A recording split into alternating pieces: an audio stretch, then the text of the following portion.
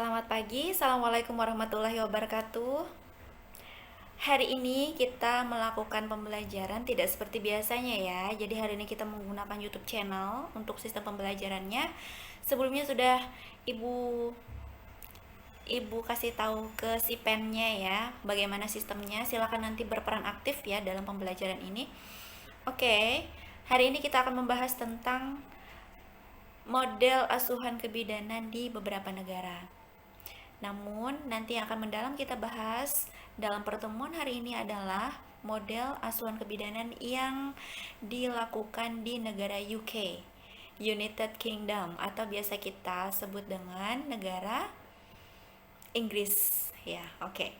Sebelum kita mulai pembelajaran hari ini, marilah kita bersama-sama berdoa. Bismillahirrahmanirrahim. Semoga hari ini kita diberikan kesehatan, diberikan pemahaman, sehingga bisa menyerap ilmu yang kita bahas pada hari ini. Oke, sebelumnya Ibu mau persepsi dulu. Apakah di antara teman-teman mahasiswa sudah memahami apa itu model asuhan kebidanan? Atau baru pernah dengar nih, model asuhan kebidanan itu apa sih gitu ya? Kayaknya di Indonesia belum pernah sih dengar yang seperti itu.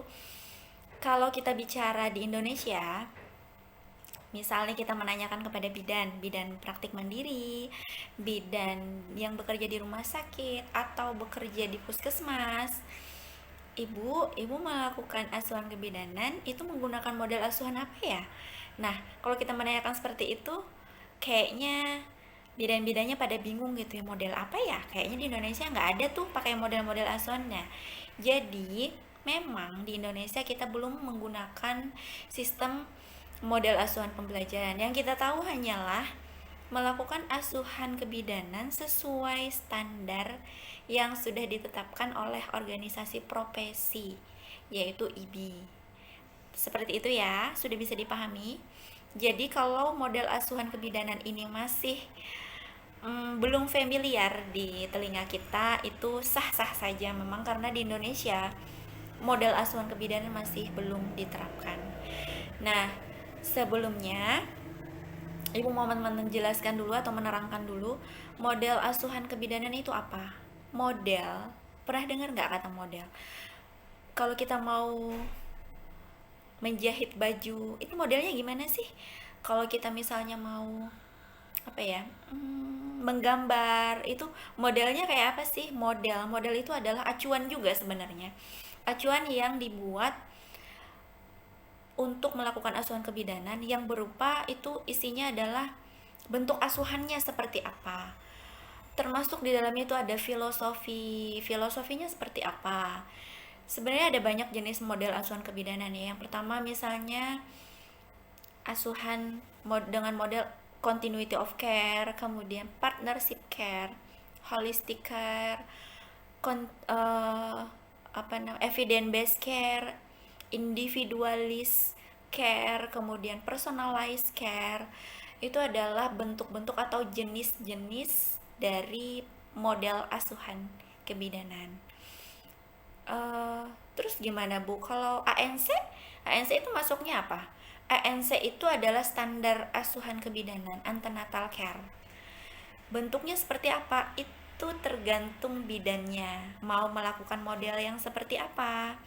Model asuhan partnership care. Misal, partnership care itu adalah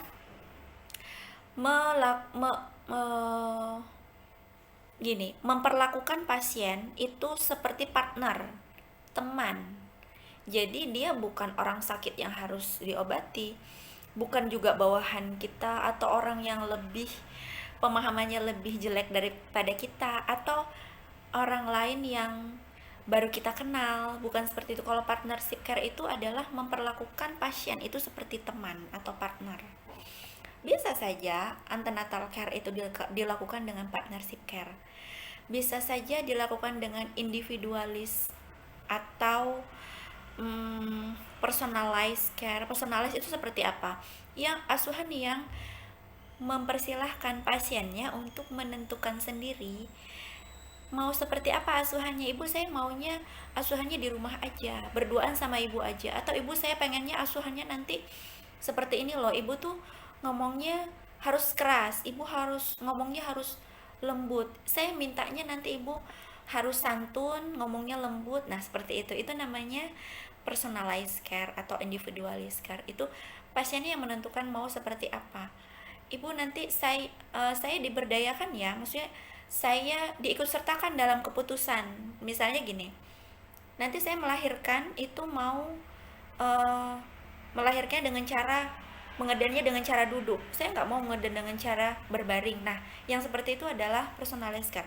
Jadi personalized itu adalah yang pertama, ibu atau klien kita itu menentukan sendiri bentuk asuhannya seperti apa. Kemudian menentukan sendiri nanti keputusannya seperti apa. Ibu saya tidak mau diepis. Ibu saya tidak mau dilakukan penjahitan perineum. Nah, seperti itu. Jadi pasiennya yang menentukan asuhannya itu seperti apa. Begitu ya. Jadi model asuhan itu menyesuaikan dari asuhan yang diberikan. Jelas sampai di sini bisa diteruskan ya. Nah, dari beberapa asuhan kebidanan yang sudah Ibu sebutkan itu tadi, kita akan lihat di beberapa negara itu seperti apa. Kenapa hari ini kita membahas tentang negara UK? Kenapa? Karena negara UK itu adalah negara yang memiliki midwife. Midwife itu adalah bidan. Di negara lain, asuhan kebidanan itu masuk dalam asuhan keperawatan. Jadi yang akan merawat ibu bersalin, ibu nifas, ibu hamil, bayi baru lahir, itu semuanya yang mengasuh adalah perawat, bukan bidan. Salah satu negara yang memiliki bidan itu adalah UK. Sehingga ada kemiripan dengan Indonesia. Negara ini kita pelajari untuk mendalami model asuhan kebidanan. Dan UK sendiri termasuk adalah negara yang memang dia pertama kali menganut model asuhan kebidanan. Di UK itu asuhan kebidanan modelnya model yang digunakan adalah case load namanya. Apa yang dimaksud dengan case load? Case load itu adalah model asuhan kebidanan beban kasus. Beban kasus itu seperti apa? Beban kasus itu adalah bidan diberikan beban untuk mengasuh wanita di sepanjang siklus hidupnya, termasuk di situ adalah wanita hamil, bersalin, nifas, lansia, usia reproduksi, bayi baru lahir, neonatus, balita, anak prasekolah. Nah, semuanya itu diasuh berdasarkan beban yang didasari oleh hasil pendataan bahwa di tempat bidan tersebut bekerja ada, misal nih ibu contohkan ya, ada 5 ibu hamil, kemudian ada 3 ibu nifas, ada 5 balita. Nah, data-data tersebut akan dijadikan dasar oleh bidan dalam melakukan asuhan. Semua hal yang berhubungan dengan kebidanan itu yang mengasuh adalah bidan. Siapa bidannya? Adalah bidan yang memang dia memiliki wilayah tersebut. Kalau di sini kita cenderung menyebutnya dengan PMB atau bidan, praktik bidan mandiri ya, praktik mandiri bidan. Nah, praktik mandiri bidan itu dia membawahi suatu wilayah. Misal di satu RT atau satu desa itu ada satu bidan praktik mandiri, maka bidan praktik mandiri itu akan mengasuh semua ibu hamil, ibu nifas, bayi baru lahir yang berhubungan dengan kebidanan yang ada di RT dia itu sendiri atau di desa dia itu sendiri. Sama halnya seperti bidan desa yang mengasuh satu desa. Kalau di UK itu nanti dia akan mengasuh satu wilayah kekuasaan bidan itu. Nah, Jadi bidan itu tidak bisa mengelak.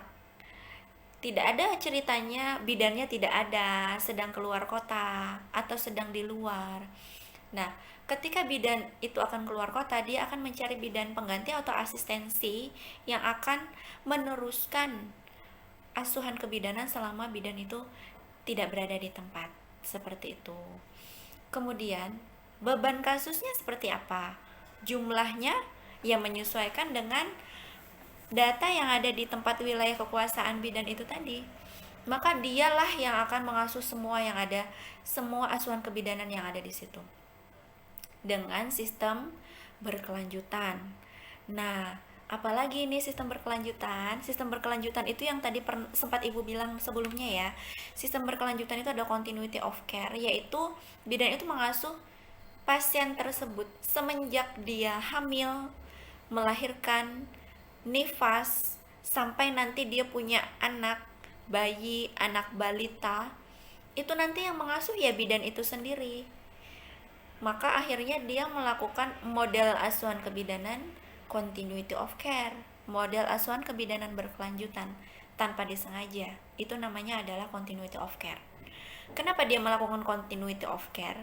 Ya memang karena dia beban kasusnya kan ya di wilayah itu. Semua wilayah kekuasaan dia itu yang mengasuh adalah satu bidan itu. Jadi dari dia hamil, bersalin, nifas, balita, nanti anaknya juga yang mengasuh bidan itu sendiri. Ya bidan itu aja, nggak ada bidan yang lain. Bidan yang lain kemana? Dia juga akan melakukan asuhan di daerah kekuasaan dia, di suatu wilayah yang sudah ditentukan oleh pemerintah itu sendiri. Jadi seperti itu, sampai di sini sudah jelas ya. Untuk caseload itu seperti apa? Caseload itu adalah beban kasus ya. Semua itu dibebankan, semua asuhan kebidanan dibebankan kepada bidan yang berada di wilayah itu. Oke. Jadi semuanya terkoper oleh satu bidan, sehingga bidan itu menggunakan model namanya caseload, atau biasa caseload juga dibilang dengan asuhan continuity of care. Namun bedanya dengan caseload, bedanya dengan asuhan continuity of care apa? Di negara lain itu tidak punya caseload. Gini, dia melakukan asuhan kebidanan continuity berkelanjutan, tapi dia tidak punya beban kasus. Kenapa di UK itu namanya caseload dan dia juga disebut dengan continuity of care? Karena dia beban kasus itu tadi. Semuanya dibebankan kepada bidan, sehingga bidan tersebut dengan otomatis juga melakukan model asuhan continuity of care. Jadi beban kasus dan continuity of care itu saling berjalan bersamaan gitu ya. Oke. Sampai di sini jelas? Oke, kalau sudah jelas kita lanjutkan untuk filosofi asuhan kebidanan atau bentuk yang muncul dalam model asuhan kebidanan caseload ini seperti apa. Yang pertama ya, kita sudah tahu tadi asuhan continuity of care itu pasti ada di dalam caseload. Model asuhan continuity of care pasti ada di dalam caseload. Apalagi partnership care, bisa nggak masuk model asuhan kebidanan partnership care ini di dalam caseload? Bisa, kalau bidannya memperlakukan kliennya seperti teman atau seperti partner. Dianggap klien ini sebagai sahabat bidan. Bagaimana Ibu? Ya kita seperti kita sama sahabat kita tuh gimana? Gimana Ibu kondisinya? Dipantau terus, telepon. Kamu gimana kabarnya hari ini? Kamu baik-baik aja? Ada keluhan nggak? Besoknya ditanya lagi. Sahabat kan kayak gitu ya. Jadi gini, kita selalu memantau ibu atau klien. Kita selalu menanyakan bagaimana perasaan klien kita saat ini, besok seperti apa perasaan klien kita, ada keluhan atau tidak. Itu kita gali, kita menganggap dia sebagai sahabat. Ada yang mau diceritain nggak Ibu? Selama kemarin menjalani hari kemarin seperti apa? Kehamilannya gimana? Itu bisa nggak Ibu menceritakan kepada saya gimana perasaan ibu. Nah seperti itu ya, seperti klien. Terus ibunya disentuh ya, dianggap seperti teman, dianggap seperti sahabat kita. Nah, itu adalah partnership care. Bisa juga masuk itu di case load. Kemudian personalize. Personalize itu adalah klien menentukan sendiri seperti apa asuhan yang akan dilakukan. Nanti persalinan ini mau seperti apa, Bu? Maunya seperti ini, terus ibunya cerita, kliennya cerita. Nanti aku mau pakai musik ya. Terus aku maunya duduk. Terus kamu bidan jangan ngatur-ngatur ya. Nanti kamu tanya aja, ini udah sakit apa belum? Sudah sakit. Ibu mau seperti apa? Nah, kayak gitu. Itu namanya personalize, memberdayakan klien dalam asuhan kebidanan. Jadi tidak hanya bidannya yang aktif gitu ya. Oke, sampai di sini sudah jelas? Kalau sudah jelas, nanti kita akan melakukan sesi tanya jawab ya di akhir. Oke, ada satu lagi ya. Case load itu dia sistemnya adalah privat, pribadi. Jadi makanya ibu tadi mencontohkan kalau di tempat kita itu bidan-bidan di UK itu biasanya ada bidan-bidan yang bekerja di rumah sakit juga ada. Bidan-bidan juga ada PMB-nya. Nah, ibu lebih tepatnya kalau case load itu untuk bidan-bidan yang PMB, yang praktik mandiri bidan ya. Jadi dia sistemnya adalah privat. Privat itu ya satu bidan itu melayani pasien itu sampai kepada keluarganya. Jadi yang namanya komprehensif ya, menyeluruh. Komprehensif itu artinya menyeluruh. Jadi dia tidak hanya mengasuh pasiennya aja, tapi juga mengasuh keluarganya. Kenapa? Karena ibu hamil, ibu bersalin itu tidak jauh-jauh dari keluarganya. Biasanya kalau keluarganya itu aman, sehat, tidak bermasalah, biasanya ibu hamil, ibu bersalin, ibu nifas, dan ibu-ibu yang lain itu juga akan insya Allah akan sehat ya. Jadi sebenarnya pemicu masalahnya itu tidak hanya dari diri sendiri, tapi juga dari keluarga dan orang-orang terdekat. Kenapa perlu digali dan juga diketahui keluarganya seperti apa, suaminya, anak-anaknya, itu juga harus digali oleh bidan. Itu kenapa harus komprehensif? Karena memang pemicu dari kesehatan seorang ibu atau seorang wanita itu adalah keluarga terdekat atau orang terdekatnya. Nah, sehingga dalam asuhan kebidanan, model asuhan apapun itu sebenarnya tidak hanya memberikan asuhan kepada ibunya, tapi juga memberikan asuhan terhadap keluarganya, komprehensif secara menyeluruh. Dan continuity itu maksudnya adalah terus menerus. Gini, kebayang nggak kalau misalnya ibu hamil itu periksa dengan banyak bidan, itu pasti akan menyusahkan, setidaknya itu akan menyusahkan. Kenapa? Kontrol pertama pada usia kehamilan trimester 1 dia kontrol dengan bidan A, kemudian kontrol kedua dengan bidan B, kontrol ketiga dengan bidan C. Maka yang akan tergali itu hanyalah kontrol yang saat itu, pemeriksaan atau asuhan yang saat itu dilakukan oleh bidan tersebut. Sebelumnya ibu periksa di mana, Bu? Misalnya tiba-tiba dadakan ibunya dapat klien nih, aduh ibu saya mau melahirkan, Bu, di tempat ibu. Loh, waktu ANC aja dia nggak pernah periksa di tempat bidan itu. Nah, sekarang pembukaannya udah pembukaan 8 misalnya, atau pembukaan lengkap nih, udah mau partus. Aduh gimana nih, HB-nya berapa nggak tahu. Kemarin riwayatnya seperti apa nggak tahu. Pemeriksaan terakhir gimana, letaknya sungsang atau tidak nggak tahu. Itu akan lebih menyusahkan bidan sebenarnya. Kenapa model asuhan continuity of care di sini juga bagus sebenarnya diterapkan adalah untuk memantau dari awal itu seperti apa. Misal nih, ketika kita mengasuh anak bayi atau anak gitu ya, itu yang dulunya ibunya itu periksanya sama bidan itu juga, itu akan mudah. Oh ini kemarin sudah itu sudah dapat vaksin ini, sudah dapat vaksin hepatitis misalnya dan sebagainya.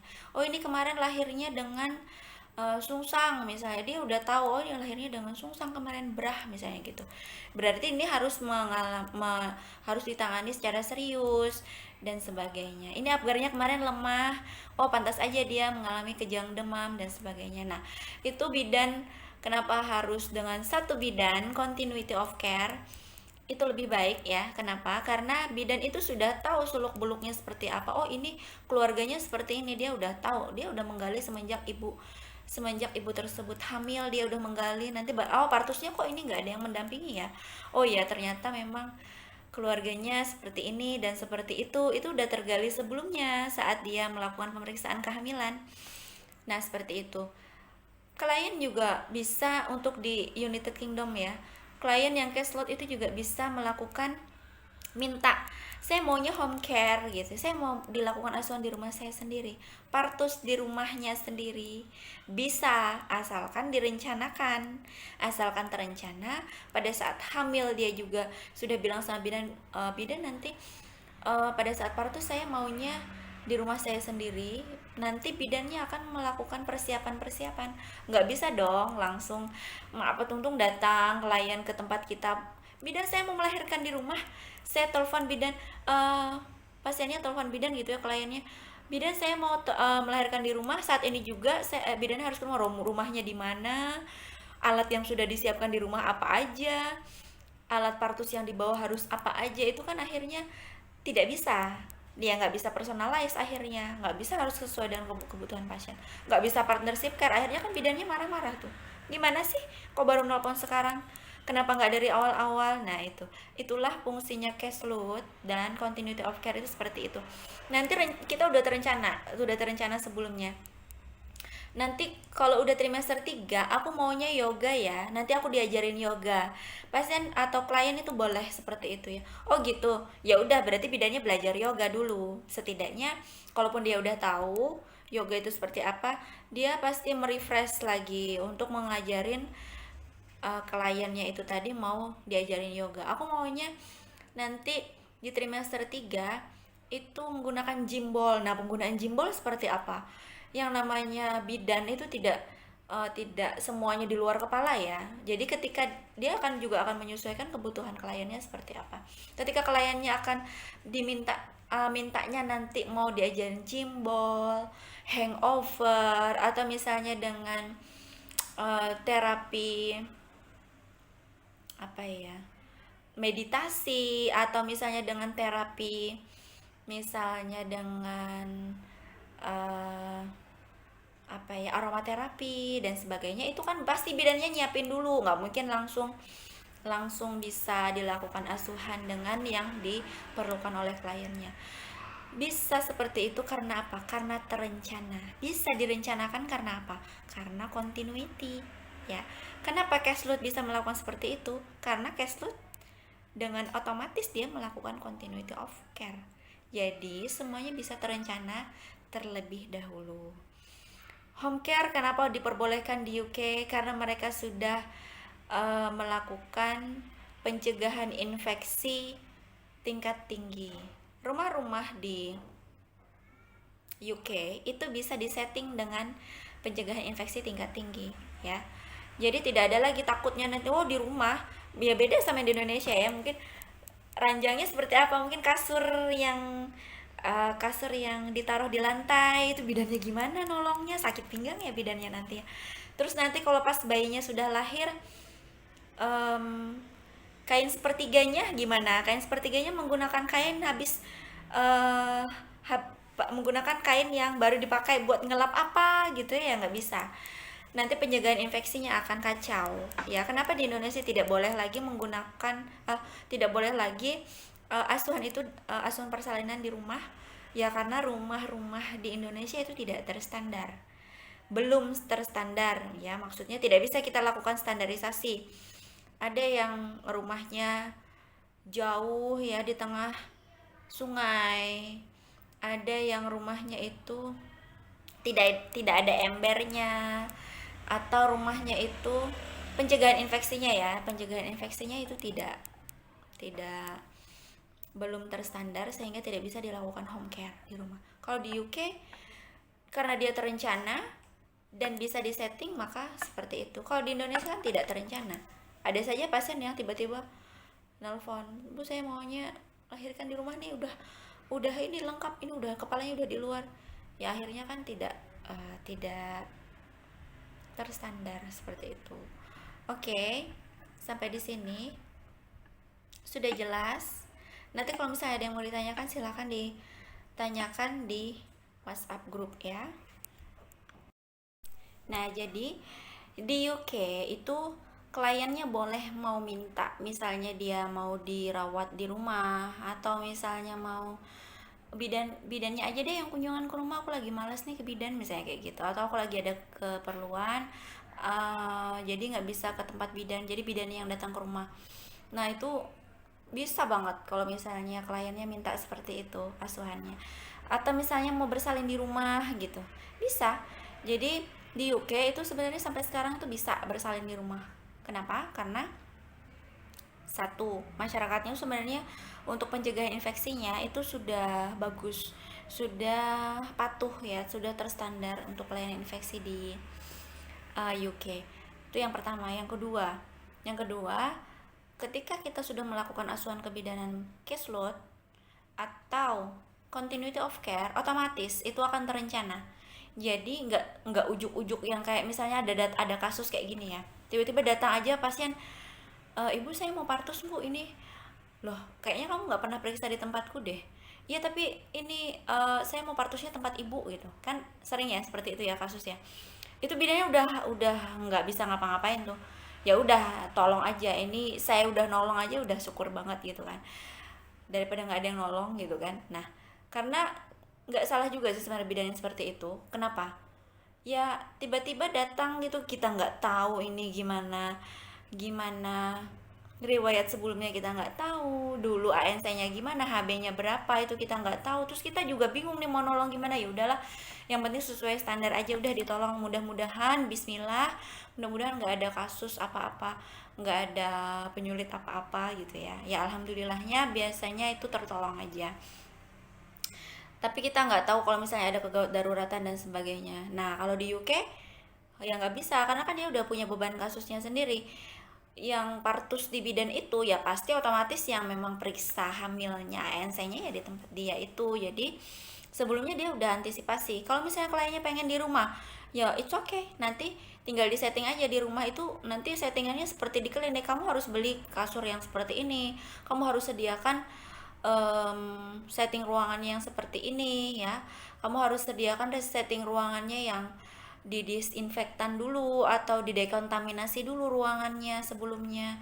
Kemudian kamu harus persiapkan perlak, kamu harus persiapkan apa namanya, larutan-larutan untuk desinfeksi, kamu harus siapkan gayung, ember, atau misalnya kain sepertiga yang memang sesuai standar dan sebagainya. Nah kalau di UK itu bisa direncanakan sebelumnya sehingga bisa dilakukan asuhan di rumah yang memang sesuai dengan standar. Pencegahan infeksinya juga bagus ya.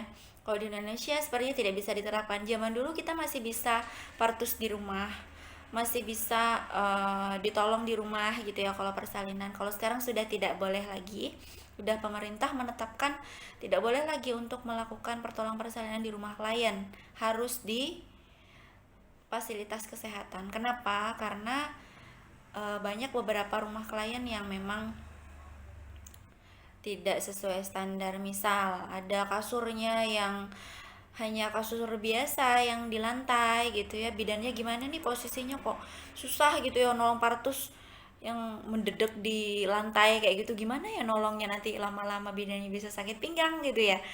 Terus tidak disediakan handuk yang bersih, misalnya handuknya yang ada yang kotor gitu. Nah seperti itu ya, dia ya seperti itu ya intinya, masih belum siap kalau untuk partus di rumah kalau di Indonesia. Kenapa? Karena dia nggak continuity of care, nggak caseload model asuhannya, sehingga tidak bisa dipersiapkan sebelumnya. Banyak kasus-kasus mendadak sehingga itu yang menyebabkan masalah, intinya seperti itu.